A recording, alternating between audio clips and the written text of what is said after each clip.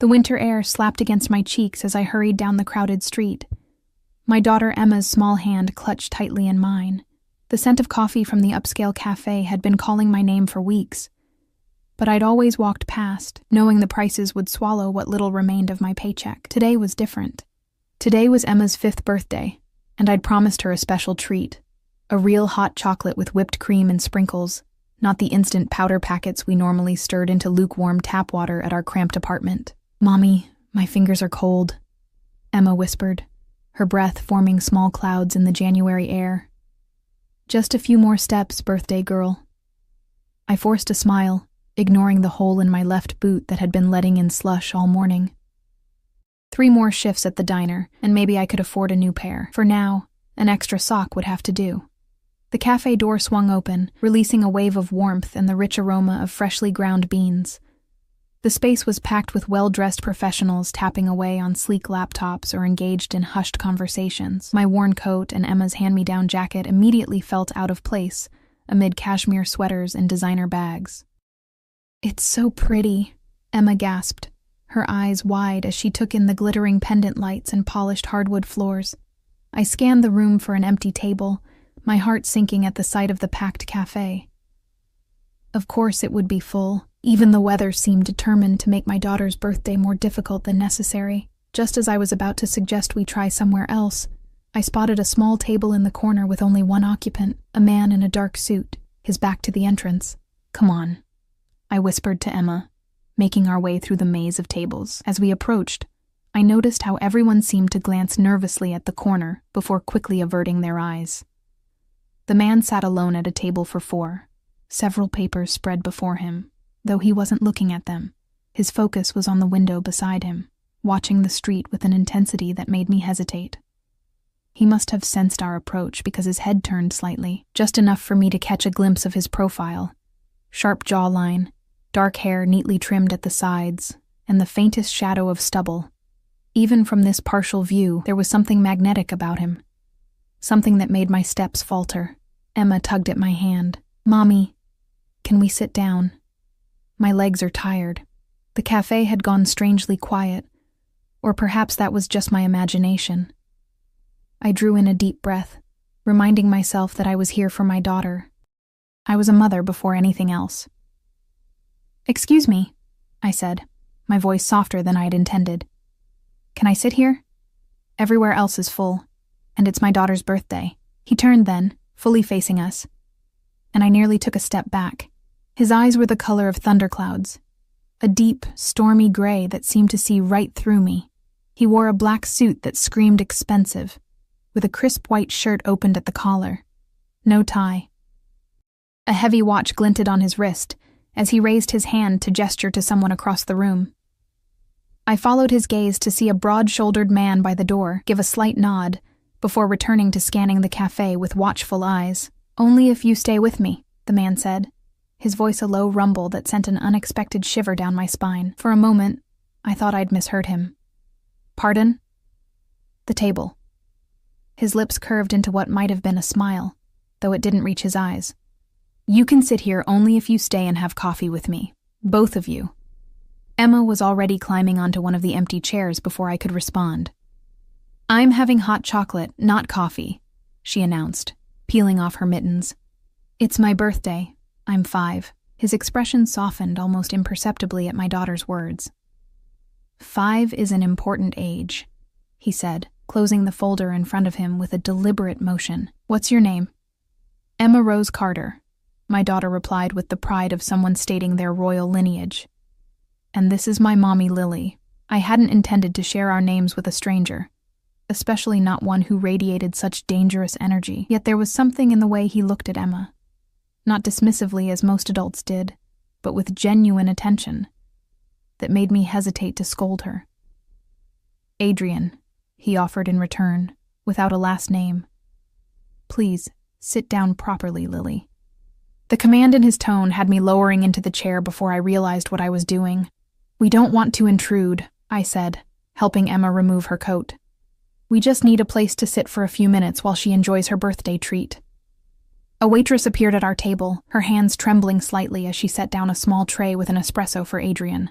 "Sir?" she murmured, clearly avoiding eye contact. They'll be joining me, Adrian said. Not a request, but a statement. The little one wants hot chocolate with... He glanced at Emma questioningly. Whipped cream and rainbow sprinkles, she supplied happily. And a cookie, please. Can I have a cookie, Mommy? I reached for my purse, mentally calculating if I could afford to add a cookie to our splurge. Just the hot chocolate. She'll have the chocolate chip cookie as well, Adrian interrupted. And her mother will have... He paused, those storm-gray eyes studying me with unsettling intensity. Just a regular coffee is fine, I said quickly. A hazelnut latte, he corrected. And bring a selection of pastries. It's a celebration after all. The waitress nodded and hurried away before I could protest. I leaned forward, lowering my voice. That's very generous, but unnecessary. We can pay for our own drinks. Adrian's expression remained impassive. Consider it a birthday gift. We don't accept gifts from strangers, I said firmly. Something dangerous flashed in his eyes. Then perhaps we should get to know each other, Lily Carter. The way he said my name, my full name, which I hadn't given him, sent a chill through me. The cafe suddenly felt too warm, too small, as though the walls were closing in. Outside, I noticed a sleek black car with tinted windows idling by the curb, its engine running despite the no parking signs. How did you know my last name? My mouth had gone dry. Adrian's smile was razor thin. You look like someone I've been waiting to meet. Before I could respond, Emma gasped with delight as the waitress returned, setting down a mug overflowing with whipped cream and colorful sprinkles. The cookie beside it was the size of my palm. Thank you, Emma beamed, chocolate already smudging her lips after the first eager sip. I wrapped my hands around the warm mug placed before me, using it as an anchor. What do you do, Adrian? I asked, trying to regain some control of the situation. I solve problems, he replied smoothly.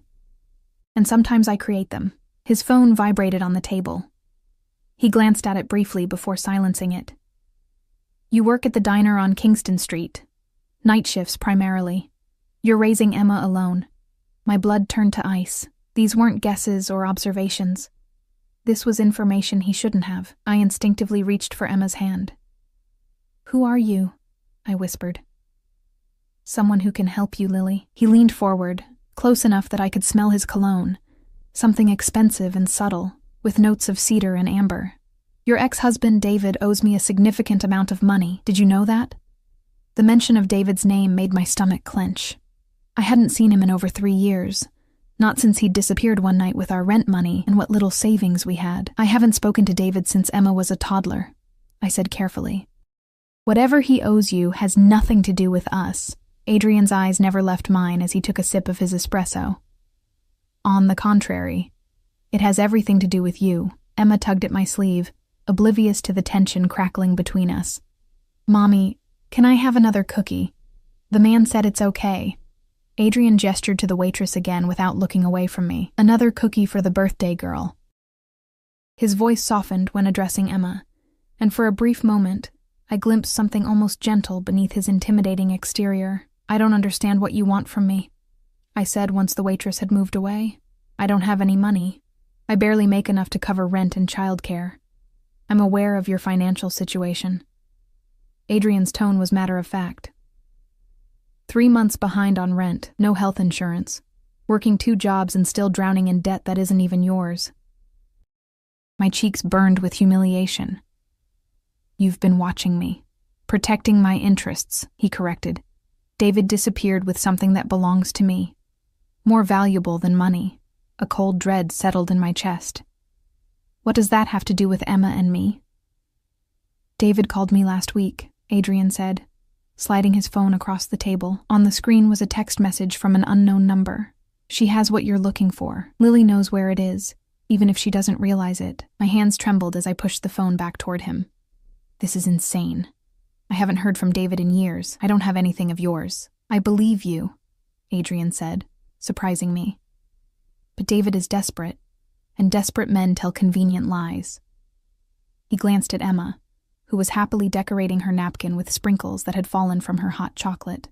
He knows I would never harm a child, or a mother trying to protect her child, so he's using you as a shield. The cafe seemed to fade away as I processed his words. This stranger knew where I worked, where I lived. He knew about my financial struggles and my connection to David, and he believed I had something that belonged to him, something valuable enough that he'd been waiting for me. "What happens now?" I asked, hating how weak my voice sounded. Adrian's eyes softened slightly. "Now, you and Emma finish your drinks, you celebrate her birthday, and then I take you both home. I'm not going anywhere with you," I said, even as a part of me wondered if I actually had a choice. "You misunderstand, Lily." Adrian's voice dropped to a whisper. "David knows where you live. If he's desperate enough to drag you into this, he's desperate enough to come for you himself. Or to send someone else who won't be as considerate as I am." Emma chose that moment to look up. Chocolate smeared across her cheek.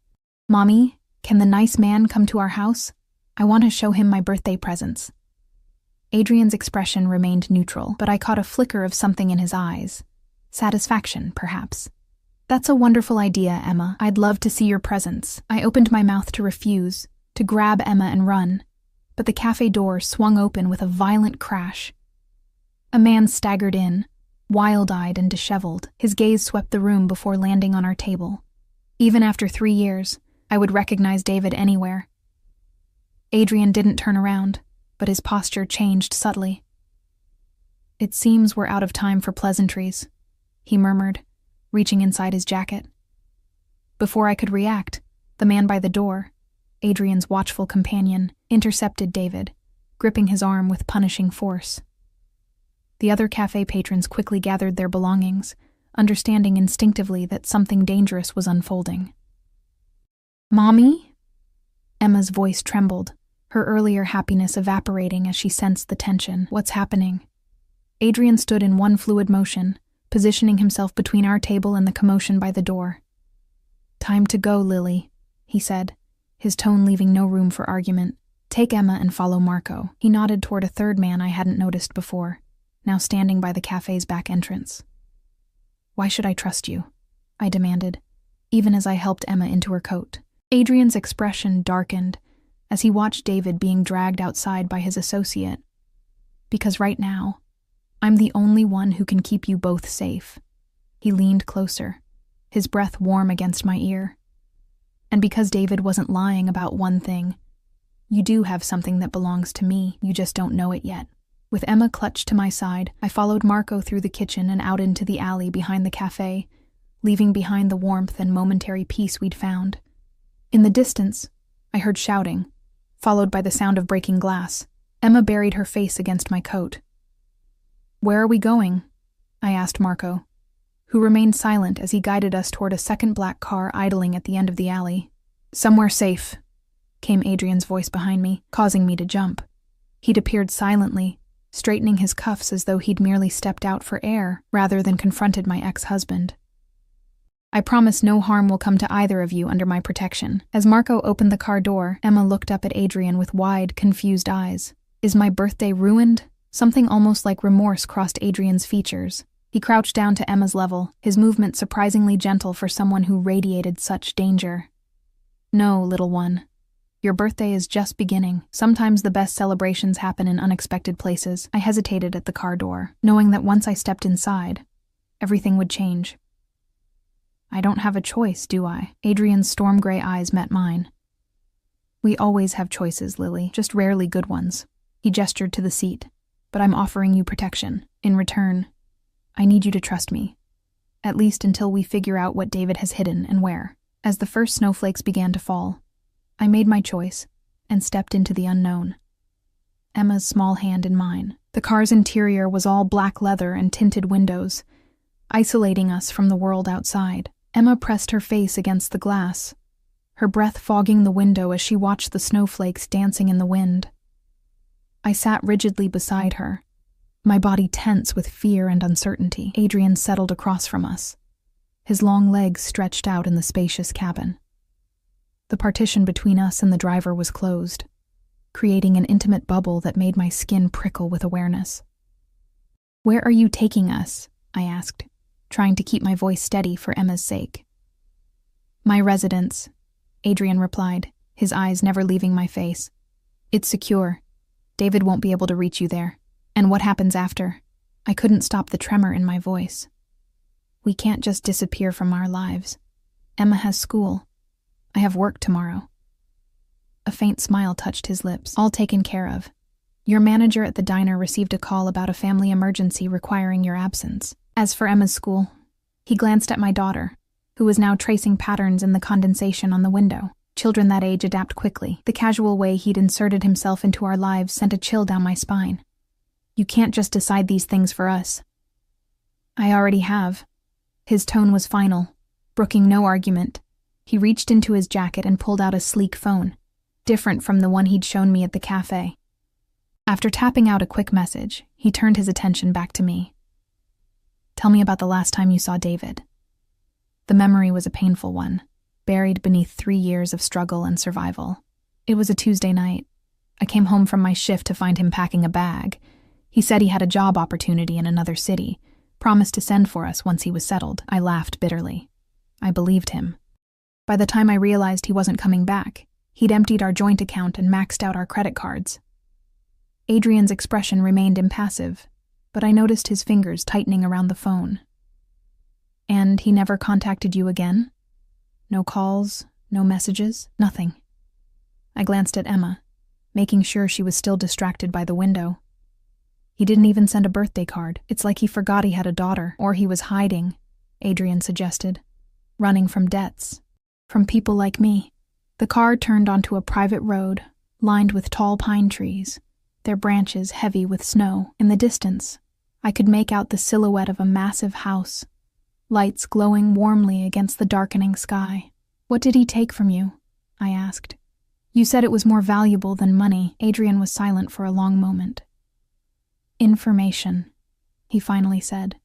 Sensitive information that could destroy many lives if it fell into the wrong hands, including yours and Emma's. The car slowed as we approached a high wrought iron gate. A security camera swiveled to focus on us, and the gate swung open silently. We continued up a winding driveway, the house growing larger with each passing second. This is where you live? Emma asked, her voice filled with awe as she took in the mansion looming before us. Adrian's features softened when he looked at her. One of my homes, yes. The car came to a stop beneath a covered portico. Marco, who had been following in another vehicle, appeared to open our door. The frigid air rushed in, carrying the scent of pine and wood smoke. Welcome to Blackwood Estate, Adrian said, stepping out and extending his hand to help me. I ignored it, climbing out on my own and reaching back for Emma. The house was even more imposing up close, a sprawling stone mansion with tall windows and ivy crawling up the walls. It looked like something out of a Gothic novel, beautiful and forbidding all at once. Mommy, look, it's like a castle, Emma exclaimed, her earlier fear forgotten in the face of childish wonder. A woman appeared in the doorway, her silver hair pulled back in a severe bun. Despite her advanced age, she stood ramrod straight, her sharp eyes taking us in with a single glance. Mrs. Fairchild, Adrian greeted her. Please prepare the East Wing suite for our guests. They'll be staying with us indefinitely. Very good, sir, the woman replied, her accent faintly British. She offered Emma a small smile. I believe I might have some hot cocoa in the kitchen. Would you like some, young lady? Emma looked to me for permission, her eyes pleading. I nodded reluctantly, and she skipped forward to take Mrs. Fairchild's outstretched hand. Don't worry, Adrian said, noticing my anxious expression. Mrs. Fairchild raised me. She's the closest thing to a grandmother Emma will find here. I watched as they disappeared into the house, fighting the urge to run after them. You can't keep us here forever. Not forever, Adrian agreed, placing his hand at the small of my back to guide me inside. Just until I recover what's mine and ensure your safety. The entryway was cavernous, with marble floors and a sweeping staircase. Artwork that probably cost more than what I made in a year adorned the walls. Every surface gleamed with polish and wealth.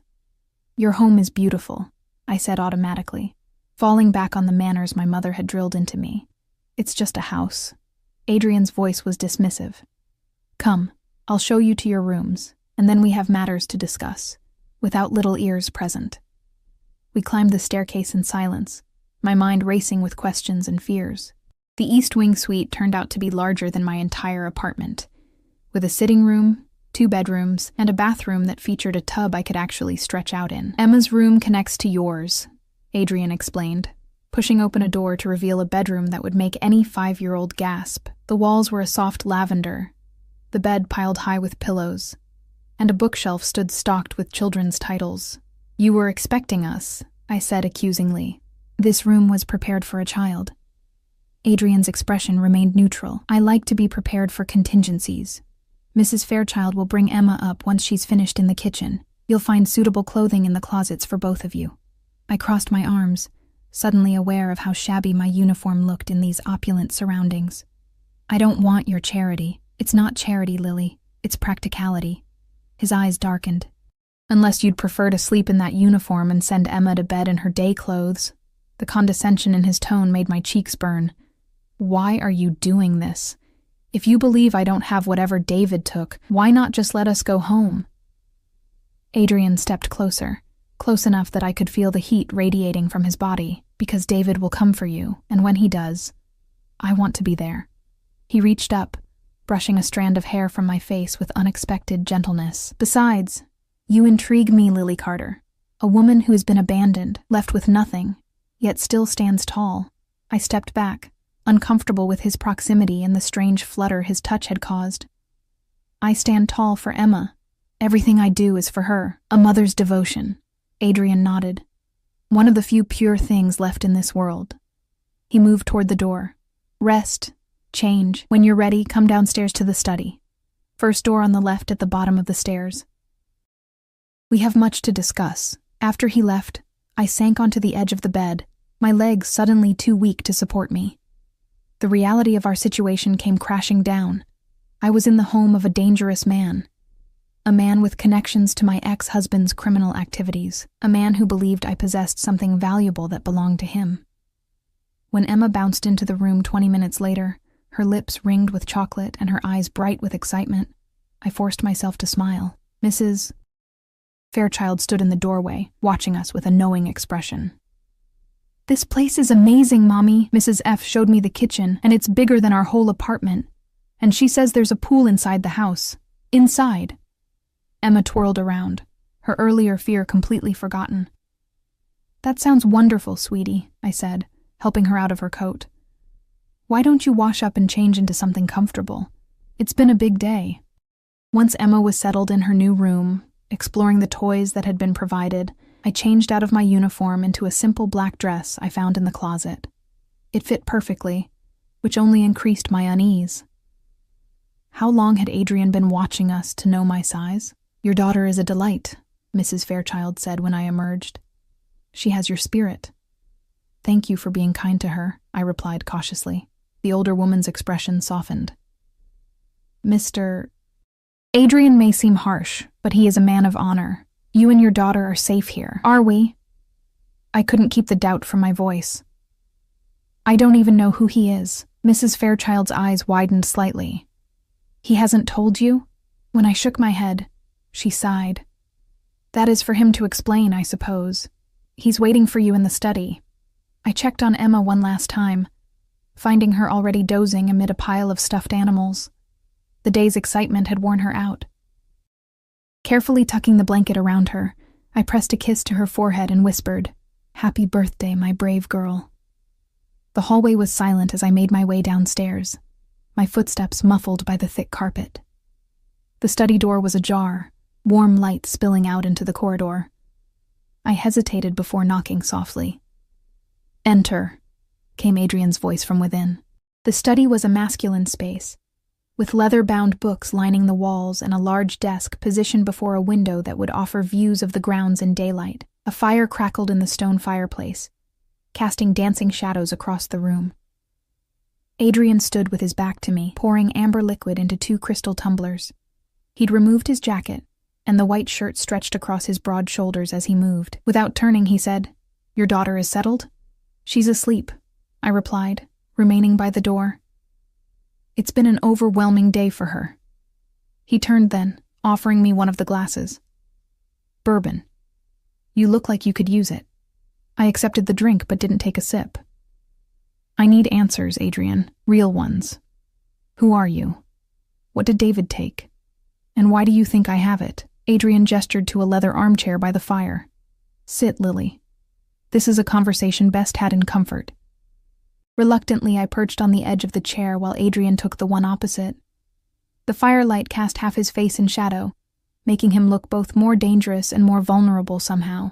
My name is Adrian Russo, he began, watching me carefully for recognition. Does that mean anything to you? I shook my head slowly. Should it? A wry smile crossed his face. Most people in this city know the Russo name, or at least they know enough to fear it. He took a sip of his bourbon. My family has controlled the eastern seaboard's shipping and import businesses for 3 generations. The implication hung in the air between us. Shipping and import businesses, a polite euphemism for something far more sinister. You're in the Mafia, I said bluntly, my fingers tightening around the untouched glass in my hand. I prefer to think of it as a family enterprise with diverse interests, Adrian replied, his tone almost amused. But yes, the newspapers and police would use that term. My stomach twisted with fear. I was sitting in the home of a crime lord, drinking his bourbon, wearing clothes he had provided, and my daughter was sleeping upstairs, oblivious to the danger we were in. And David? What was he to you? Adrian's expression hardened. David Carter worked for me as an accountant. He had access to sensitive financial information, client lists, transaction records, offshore accounts. 6 months before he left you, he began skimming money, small amounts at first, then larger sums as he grew bolder. I stared into the fire, trying to process this information. David, my college sweetheart, the man who'd sworn to love me forever, had been working for the mob. I had no idea, I whispered. Of course you didn't. Men like David are adept at compartmentalizing their lives. Adrian leaned forward, his eyes reflecting the flames. When my people discovered the discrepancies, David panicked. He copied encrypted files containing all of our financial data, enough information to destroy my organization and put me in prison for several lifetimes. And you think he gave these files to me? I laughed incredulously. David barely told me where he was going for lunch, let alone entrusted me with criminal evidence. Not intentionally, perhaps. Adrian set his glass down on the side table. The night he disappeared, did he give you anything? A gift, a keepsake, anything unusual? I thought back to that night, trying to remember details I'd long suppressed. No. He just left.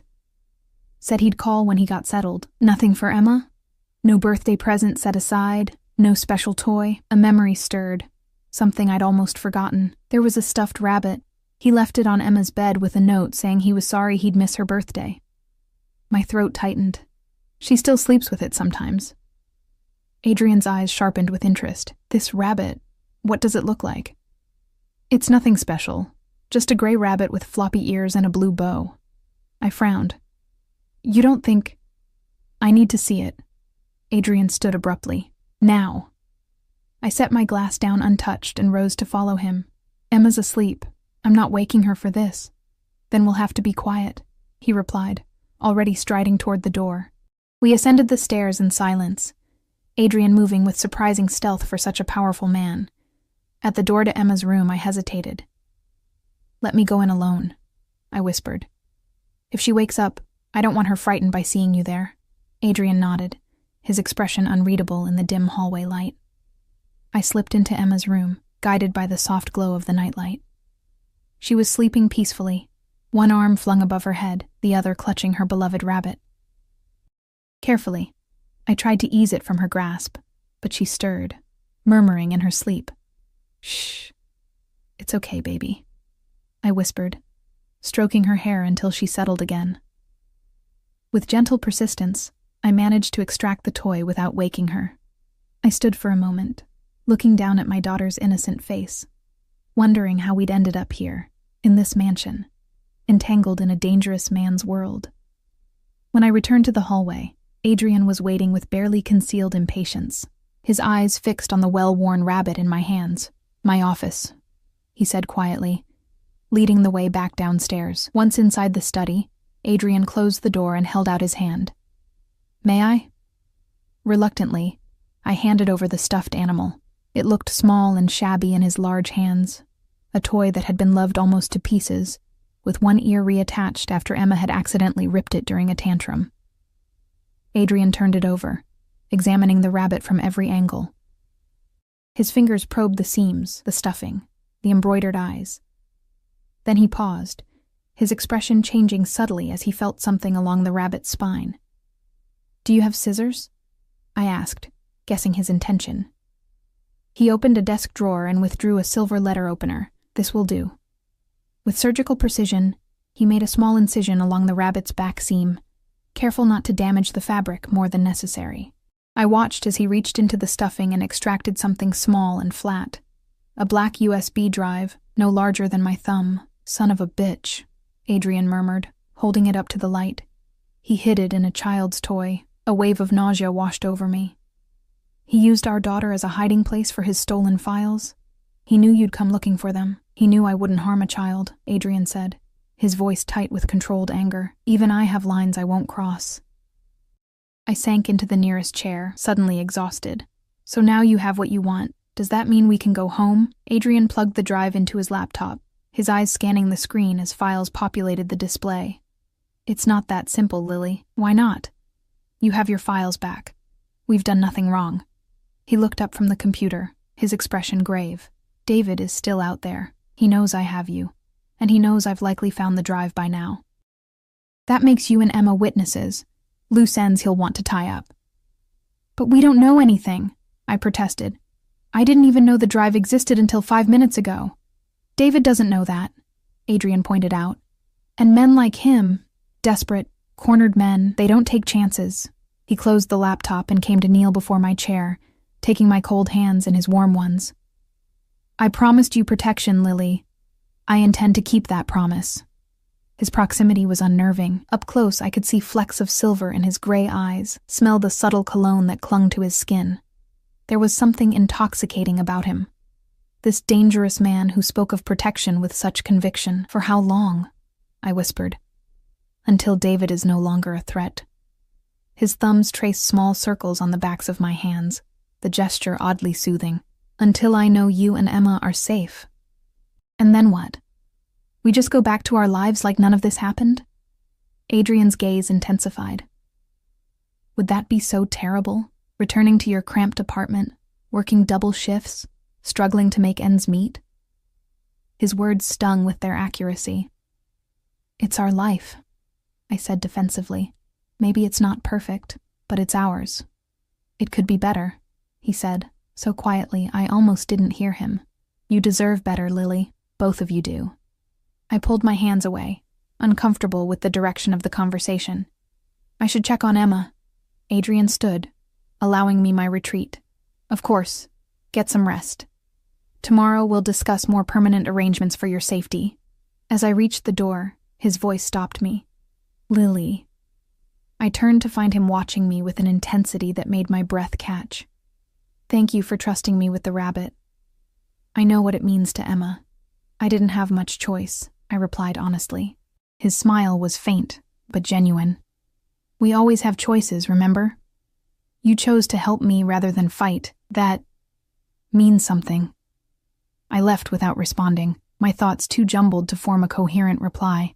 The hallways of Blackwood Estate seemed endless as I made my way back to our suite, my mind replaying every interaction with Adrian since that fateful moment in the cafe. There was something about him, something beyond the danger and power he exuded, that drew me in despite my better judgment. Emma was still sleeping peacefully when I checked on her, blissfully unaware of the drama unfolding around her. I tucked the blanket more securely around her shoulders before retreating to my own room. The bed was ridiculously comfortable, the sheets softer than any I'd ever felt. Exhaustion crashed over me as soon as my head hit the pillow, but sleep remained elusive. Every time I closed my eyes, I saw Adrian's face, felt his hands holding mine, heard his voice promising protection. I must have drifted off eventually, because the next thing I knew, sunlight was streaming through a gap in the curtains. For a disorienting moment, I couldn't remember where I was. Then the events of the previous day came rushing back. The cafe, David's appearance, Adrian's revelation. The bedside clock showed it was just past 8. I sat up, listening for sounds of Emma, but the suite was quiet. Panic flared instantly. I threw back the covers and rushed to her room, only to find her bed empty, the sheets neatly made. "Emma?" I called, my voice rising with fear as I checked the bathroom, the closet, everywhere a small girl might hide. I was about to rush downstairs when I heard it, the sound of children's laughter floating up from somewhere below. Emma's laugh, unmistakable to my mother's ear. Following the sound, I made my way downstairs, still in the silk pajamas I'd found laid out for me the night before. The laughter led me to a sunlit kitchen at the back of the house, where I found a scene so domestic it stopped me in my tracks. Emma sat at a massive island counter, giggling as Mrs. Fairchild showed her how to flip pancakes with an expert flick of her wrist. And beside them, looking strangely at home in casual clothes, dark jeans and a gray cashmere sweater that highlighted his eyes, stood Adrian, mixing batter in a large bowl. "Mommy!" Emma exclaimed when she spotted me. "Look, I'm making pancakes. And Mr. Adrian says we can put anything we want in them." I put chocolate chips in mine. Adrian looked up, and something warm flickered in his eyes as they traveled from my tousled hair to my bare feet. "Good morning, Lily. I hope you don't mind that we let you sleep." Emma was up early and she was hungry. No, that's fine," I managed, suddenly conscious of my state of undress. The silk pajamas, while modest, felt far too intimate for this situation. "Coffee?" Mrs. Fairchild offered, already pouring a cup without waiting for my response. I accepted it gratefully, inhaling the rich aroma. "Thank you." "Sit down, Mommy. Try my pancake." Emma pushed a plate toward me, her face alight with pride. As I slipped onto a stool beside my daughter, Adrian placed a gentle hand on her shoulder. "You've made quite a chef's assistant, Emma. Perhaps you could help Mrs. Fairchild set the dining room table while your mother enjoys her coffee." Emma nodded eagerly, hopping down to follow the housekeeper, who winked at me as they left the kitchen together. Alone with Adrian, I sipped my coffee, trying to ignore the tension that seemed to crackle between us. "She seems happy," I said finally. "Children are resilient," Adrian replied, leaning against the counter opposite me, and easily distracted by chocolate chip pancakes. Despite everything, I found myself smiling. A universal truth. Adrian's expression softened. "She's a remarkable child, Lily. You've done well with her, despite the challenges. She's all I have," I said simply. "Perhaps not anymore," Adrian said quietly, his eyes holding mine with an intensity that made my heart skip. Before I could ask what he meant, the kitchen door swung open, and Marco entered. His usual stoic expression was replaced with something more urgent. "Boss, we have a situation," he said in a low voice. "The surveillance team picked up movement at Miss Carter's apartment building. Someone broke in last night." My coffee cup clattered against the counter as I set it down too quickly. "What? Was anyone hurt?" "My neighbors, no casualties," Marco assured me. "The place was tossed, but no one was harmed. They were clearly looking for something." Adrian's jaw tightened. "Or someone." He turned to me. "Do you see now why I insisted you stay here?" If you and Emma had been home, the thought sent ice through my veins. Emma, my sweet, innocent daughter, caught in the middle of whatever dangerous game David was playing. "I need to call work," I said, trying to focus on practical matters rather than the fear threatening to overwhelm me. "They'll be expecting me for my shift tonight." "Already handled," Adrian replied. "Family emergency, remember? You've been granted a leave of absence." I bristled at his presumption. "You can't just rearrange my life without consulting me. I need that job, Adrian. The bills don't stop just because we're hiding out in your mansion." Something flashed in his eyes, surprise perhaps at my defiance. Then his lips curved into a small smile. "Fiery, even in the face of danger. I admire that." Marco cleared his throat discreetly. "There's more, boss. We found traces of blood in the apartment. Not much, but enough to suggest a struggle." My blood ran cold. "David?" "Unknown," Marco replied.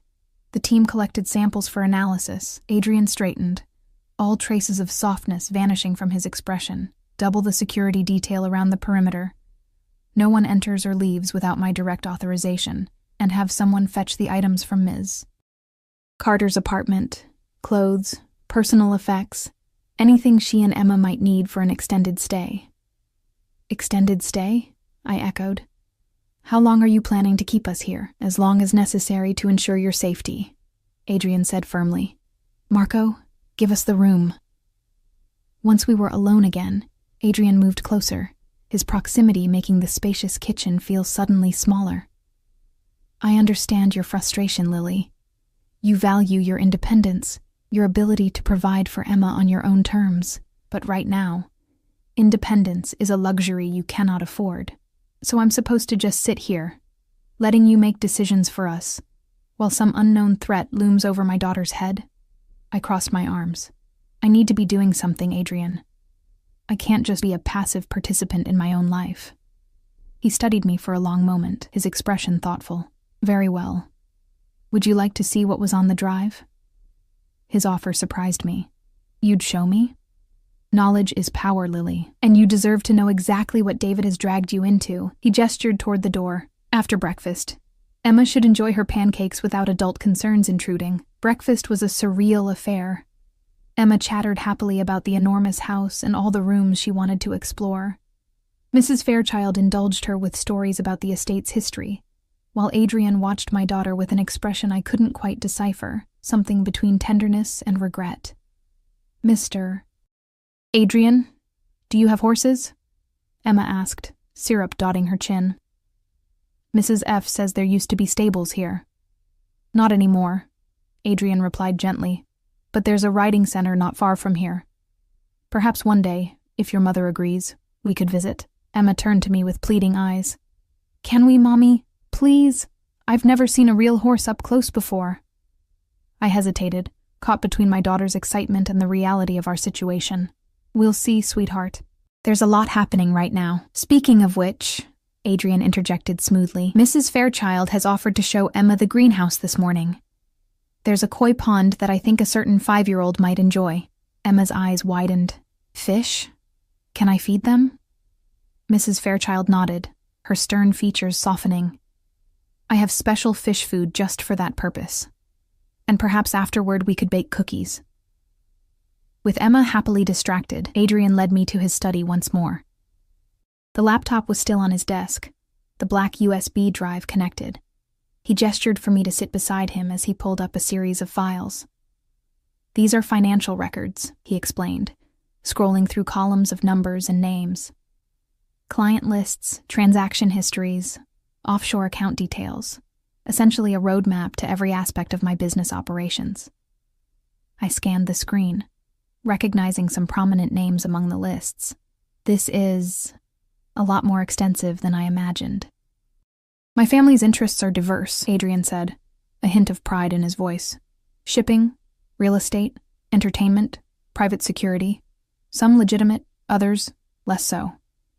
And David had access to all of this? Adrian nodded grimly. He was my chief financial officer. I trusted him, his jaw tightened. A mistake I won't repeat. He clicked through to another folder, this one containing what appeared to be personal information. Addresses, family members, photographs. This is what makes the drive particularly dangerous. Not just business records, but details about the people in my organization, their families, their vulnerabilities. The implications hit me like a physical blow. If this fell into the wrong hands, people would die, Adrian finished flatly. Not just those directly involved in illegal activities, but innocent family members, spouses, children. His eyes met mine. Like Emma, I felt sick. Why would David do this? What could he possibly gain by stealing this information? Adrian leaned back in his chair, his expression darkening. Initially, leverage, protection against retribution for his embezzlement. But now, he shook his head. Now I believe he's trying to sell it to the highest bidder. My competitors would pay millions for this data. And that's why he came back, I whispered. He needs the drive to complete the sale. Exactly. Adrian closed the laptop. The question is, who is he working with? David doesn't have the connections or the courage to approach my rivals directly. A thought occurred to me. In the cafe when David came in, you had him taken away by your man. What happened to him? Adrian's expression revealed nothing. He escaped. Marco underestimated his desperation. I wasn't sure if I believed him, but I decided not to press the issue. So what now? We just wait for him to make another move? Now, Adrian said, rising from his chair. We prepare. David knows the drive is here. He'll come for it, or send someone else to do his dirty work. And Emma and I are caught in the middle, I said bitterly. Adrian moved to stand before me, his tall frame blocking the light from the window. I won't let anything happen to either of you, Lily. You have my word. The word of a criminal, I couldn't help saying. Instead of anger, his response was a sad smile. Yes, but a criminal with principles at least. He offered his hand to help me up. Come, there's something I want to show you. He led me through a different part of the house, down a corridor I hadn't seen before. We stopped at a heavy wooden door, which he unlocked with a key from his pocket. If something happens, he said seriously, if you ever feel unsafe or need to protect Emma, come here. He pushed the door open to reveal what could only be described as an armory. Walls lined with guns of various sizes, from handguns to what looked like military-grade rifles. I took an involuntary step back. I don't know how to use any of these. Then it's time you learned. Adrian selected a small handgun from a cabinet. This is a Glock 19. Simple, reliable, easy to handle even for beginners. I don't want to learn how to shoot people, Adrian. His expression hardened. And I don't want you to need to. But the world doesn't care what either of us wants, Lily. The question is whether you're willing to do whatever it takes to protect your daughter. Put that way, I had no argument. He was right. I would do anything to keep Emma safe. Reluctantly, I held out my hand. Good, he said, his voice softening as he placed the weapon in my palm. We'll start with the basics: stance, grip, safety. You don't have to become an expert marksman overnight, just competent enough to defend yourself if necessary. For the next hour, Adrian patiently taught me how to handle the gun. How to check if it was loaded, how to disengage the safety, how to aim and fire. We didn't actually shoot. There was no firing range in the house.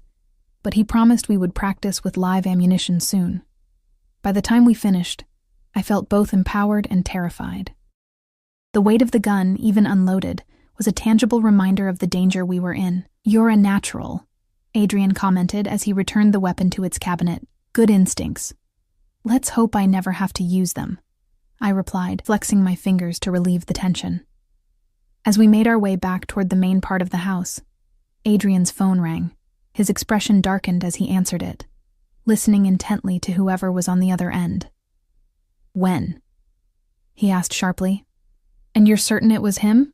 No, keep your distance. Surveillance only. I want to know where he goes, who he meets. He hung up without saying goodbye. David? I guessed. Adrian nodded, his jaw tight. He was spotted at a motel on the outskirts of town. Not alone. Who was with him?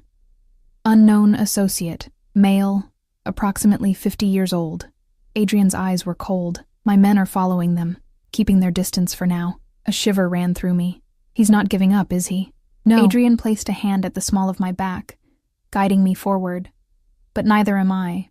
We found Emma in the kitchen with Mrs. Fairchild, both of them dusted with flour as they rolled out cookie dough. My daughter's laughter, so carefree and innocent, made my heart ache.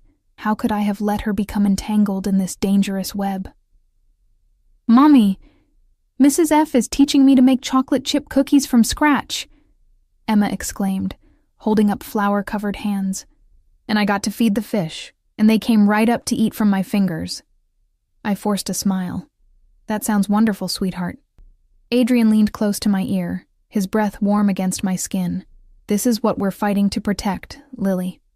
Remember that. The rest of the day passed in a strange mix of domestic tranquility and underlying tension. Emma explored the mansion with the enthusiasm only a child could muster, delighting in each new discovery. I followed her, trying to maintain an appearance of calm, even as my mind raced with fears and uncertainties. Adrian was never far away, watching us with those intense gray eyes. Sometimes I would turn and catch him looking at Emma with an expression of genuine fondness that seemed at odds with the dangerous man I knew him to be. Other times, his gaze would find mine, and something electric would pass between us. Something I wasn't ready to acknowledge, let alone understand. As evening fell, We gathered in a cozy sitting room where Mrs. Fairchild had prepared a simple dinner. Emma, exhausted from her day of exploration, fell asleep on the sofa before dessert was served. I should take her up to bed, I said, moving to lift my daughter. Allow me, Adrian offered, gathering Emma into his arms with surprising gentleness. Her head lolled against his shoulder, one small hand curling instinctively into the fabric of his shirt. I followed him upstairs, watching as he laid Emma carefully on her bed. He stepped back, allowing me space to tuck her in and kiss her goodnight. She trusts so easily, Adrian observed quietly as we left the room, leaving the door slightly ajar. It's a beautiful thing, childhood innocence. And fragile, I added. Too easily broken. He turned to me in the hallway, his expression serious. I won't let that happen to her, Lily, or to you. In the dim light of the hallway, Adrian's promise hung between us, weighted with implications I wasn't ready to face. His proximity was intoxicating. The subtle scent of his cologne, the warmth radiating from his body, the intensity in his storm-gray eyes. You should get some rest, he said finally, taking a step back. Tomorrow may be difficult. What happens tomorrow? I asked, suddenly apprehensive. We draw David out, Adrian replied. End this game once and for all. How? A shadow crossed his face. The less you know, the better. For your safety and Emma's. I'm tired of being kept in the dark, Adrian, I said firmly. This involves me, involves my daughter. I deserve to know the plan. He studied me for a long moment, as though weighing my resolve. Very well, he conceded. But not here. Come with me. We returned to his study, where a fire had been lit against the evening chill. Adrian poured 2 glasses of bourbon, handing one to me before gesturing toward the leather chairs by the hearth. David believes the drive is still in your possession, he began, swirling the amber liquid in his glass.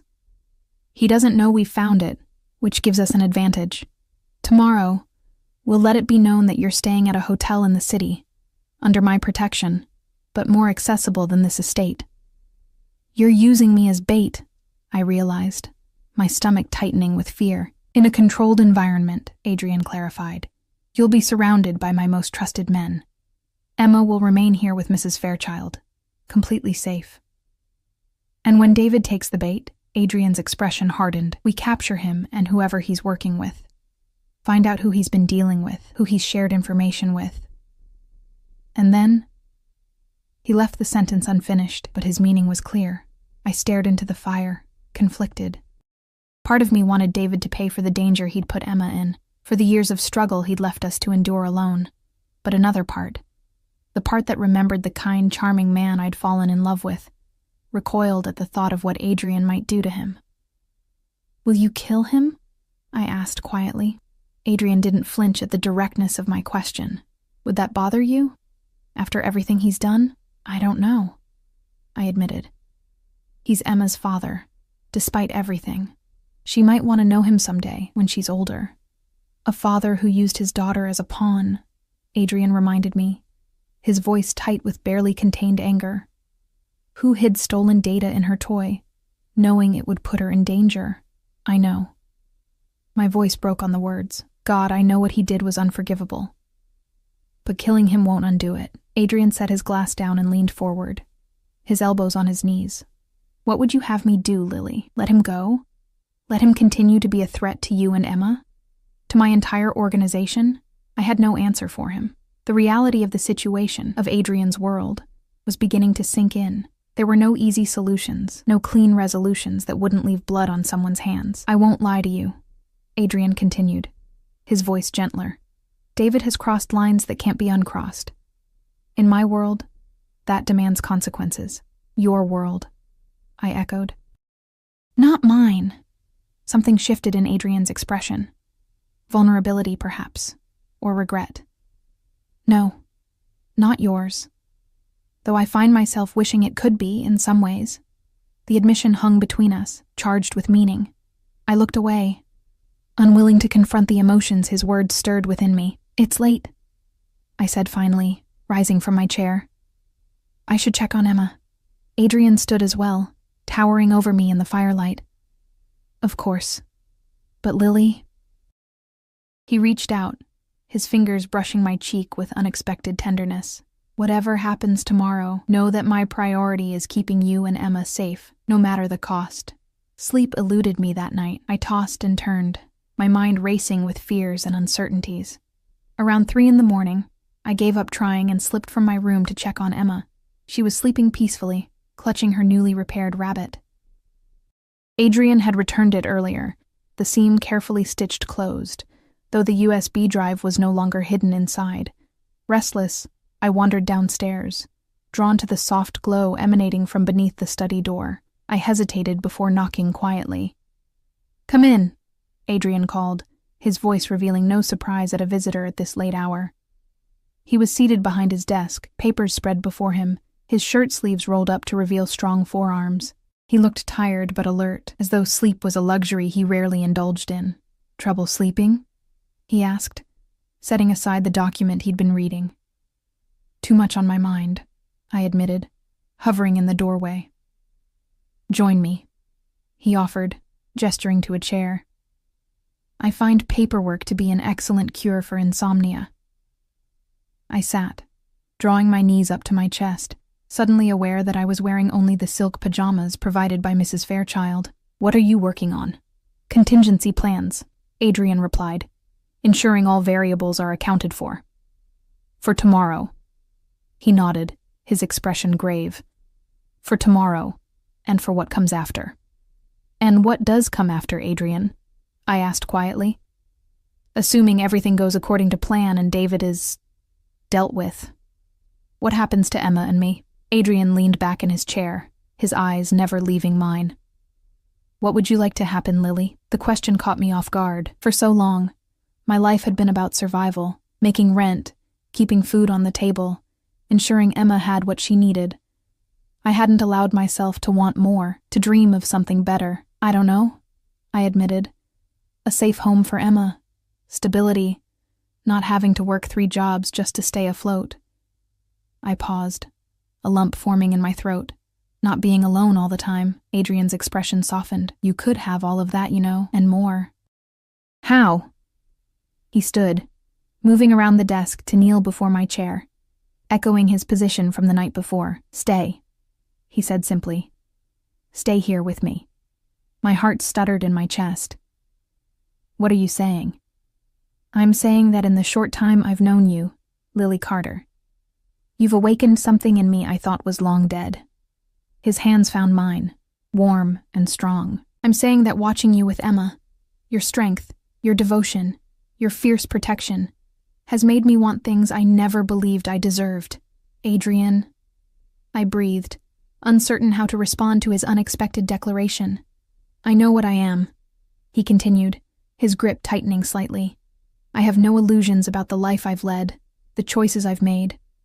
But with you," he hesitated, vulnerability flashing in his eyes. "With you, I see the possibility of something different. Something better." "You barely know me," I protested weakly. A small smile touched his lips. "I know enough. I know you're brave and resilient. I know you love your daughter more than life itself. I know you face each day with a strength that humbles me, despite the cards life has dealt you." His thumbs traced circles on my palms.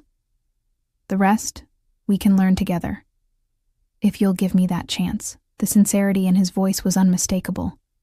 This dangerous, powerful man was offering me a future, a safe haven for Emma and me, and something more. Something I hadn't dared hope for since David's betrayal had shattered my trust. "What about your world?" I asked softly. "The danger, the violence?" "I can't expose Emma to that. I would keep that separate," Adrian promised. "And in time, perhaps there could be changes." Legitimate enterprises expanded. Others phased out. His expression turned earnest. "I'm not asking you to accept all of me at once, Lily. Just to give me the opportunity to prove myself worthy of your trust." I looked into his eyes, searching for deception, but finding only sincerity. "I don't know if I can trust anyone again," I whispered. "David destroyed that part of me." Adrian lifted one hand to cup my cheek. "Then let me help you rebuild it, piece by piece, however long it takes." Before I could respond, a soft knock at the door interrupted us. Marco stood in the doorway, his expression tense. "Boss, we have a situation. David's on the move, and he's not alone." Adrian stood immediately, his demeanor shifting from tender to commanding in an instant. "How many?" "3 vehicles. Heading this way." Marco's eyes flicked to me briefly. "They're armed." Cold fear washed over me. "Emma is safe," Adrian assured me, his voice steady. "Mrs. Fairchild has protocols for situations like this. She'll have taken her to the panic room by now." "I need to be with her," I insisted, already moving toward the door. Adrian caught my arm gently. "Go. Marco will take you to her. I need to coordinate our defense." Marco led me through a series of hallways I hadn't seen before, eventually stopping at what appeared to be a blank wall.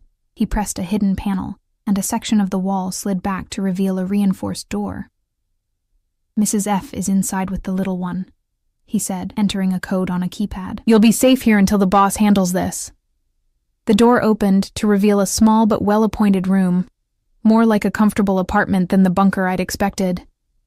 Emma was sitting on a couch with Mrs. Fairchild, watching a cartoon on a large television screen as though nothing was amiss. "Mommy," she exclaimed when she saw me.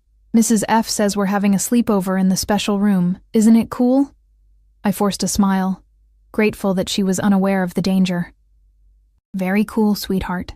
Mrs. Fairchild gave me a reassuring nod. "The room is fully stocked with food, water, and everything else we might need. The walls are reinforced. No one can get in without the proper codes." Marco stepped back into the hallway. "Lock it behind me. Don't open for anyone but the boss or me. Clear?" I nodded, fighting to keep my composure for Emma's sake. Once the door was secured, I joined my daughter on the couch, pulling her close as my mind raced with worry for Adrian. Hours passed with no word from outside. Mrs. Fairchild kept Emma entertained with games and stories, while I paced the confines of our shelter, jumping at every sound. The panic room had no windows, no way to know what was happening beyond its walls. It was nearly dawn when the security panel by the door beeped, indicating someone was entering the access code. I positioned myself between Emma and the entrance, tensed for whatever might come through. The door swung open to reveal Adrian, his white shirt spattered with blood, a bruise darkening along his jawline. He looked exhausted, but triumphant. "It's over," he said simply. Relief flooded through me, followed immediately by concern at his appearance. "You're hurt." "Nothing serious." He dismissed my worry with a slight shake of his head. "David and his associates have been dealt with. They won't threaten you or Emma again." I glanced at Emma, who had fallen asleep on the couch, then back to Adrian. "Is he dead?" "No." Adrian's expression was unreadable. "I remembered what you said, about him being Emma's father. He's alive, but he won't be free to cause more trouble. I have connections who can ensure he serves a very long sentence for his crimes." The fact that he had spared David, despite everything, told me more about Adrian's character than any words could have. He had listened to me, respected my concerns about Emma's future relationship with her father, even in the middle of a life-or-death situation. "Thank you," I said softly. Adrian stepped closer, his eyes searching mine. "I meant what I said earlier, Lily, about wanting you to stay, both of you." In that moment, looking at this complex, dangerous man who had risked his life to protect us, who had shown such tenderness toward my daughter, who had offered me a future I hadn't dared dream of, I made my decision. "We'll stay," I whispered. "For now. One day at a time." The smile that transformed his face was like the sun breaking through storm clouds. He reached for me, drawing me into his arms with a gentleness that belied his strength. "One day at a time," he agreed, pressing his lips to my forehead. "That's all I ask." 6 months later, Emma ran through the gardens of Blackwood Estate, chasing butterflies in the summer sunshine. Her laughter echoed across the grounds, carefree and joyous. From the terrace, I watched her, marveling at how quickly she had adapted to our new life. "She's thriving here," Adrian said, joining me with 2 glasses of lemonade. "Just like her mother." I accepted the drink with a smile. "It hasn't been easy. The best things rarely are." He slipped an arm around my waist, drawing me against his side. "Any regrets?" I considered the question seriously. The transition had been challenging, adapting to Adrian's world, establishing boundaries, learning to trust again. There had been difficult conversations about his business, compromises on both sides, moments when I'd questioned my decision. But there had also been unexpected joys. Watching Emma bloom in the stability and security Adrian provided, rediscovering parts of myself long buried under the weight of survival, and falling, slowly but inexorably, for the complex man beside me. "No regrets," I said finally, leaning into his embrace. "Just gratitude for that day in the cafe when I asked, 'Can I sit here?'" Adrian's laugh rumbled through his chest. "Best question anyone's ever asked me." He pressed a kiss to my temple, and my answer stands. "You can stay with me for as long as you want." As Emma ran toward us, her face alight with happiness, I knew that my impulsive decision that snowy day had led us exactly where we were meant to be, not just surviving, but truly living, one day at a time, in the protective embrace of a man who had once seemed my greatest threat, but had become my greatest blessing, forever, I whispered, turning my face up to his. I think forever sounds about right.